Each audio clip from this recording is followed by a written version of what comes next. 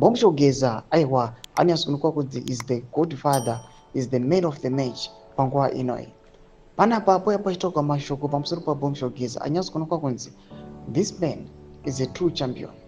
And panguva inoi ari kunyatsokonzeresa kuti the regime, the government vese vari corrupt. Mungaona vachifarafara aiwa zvigananda zvese, but zviri threatened this guy anonzi Bomshogeza. Zandapena mashoko ari kuda panguva inoi anyatsotaridza kuti aiwa Geza aiwa is the true leader. Not subscribe or like on the bell icon. Independent Lin M anobudanyira achiti ndiye Mazimba. Just to correct the confusion about Comrade Bomshogeza, Geza never said he left ZANU-PF. He actually said he dismissed ED Zvigananda from ZANU-PF. Personally, the reason I support him is that he is the opposition to the status quo.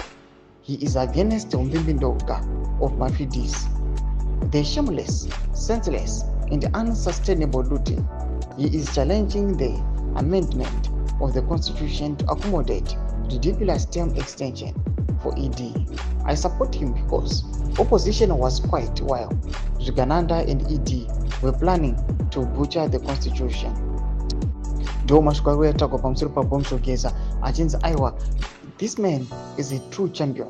Noda kuti paionekwa aiwa vakomana vana Mudanyuve vataura naye kuti aiwa ED 2030 and the likes vachitaura mashoko ekunoamenda the constitution.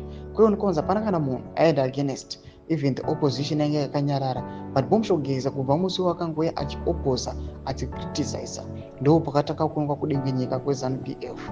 Even that 2030 mantra muchambonyinzwi chichandiwa maissues ekuamenda constitution akabva angolapsa, akabva atongonyarara. Mashoko ari kubuda achitagwa panapa achinzi aiwa you guys munofanira kuuya muchimusapota Bomshogeza nekuda kwekuti akakuitirai zvinhu akakupai imwe information neknowledge yamamusingazivi.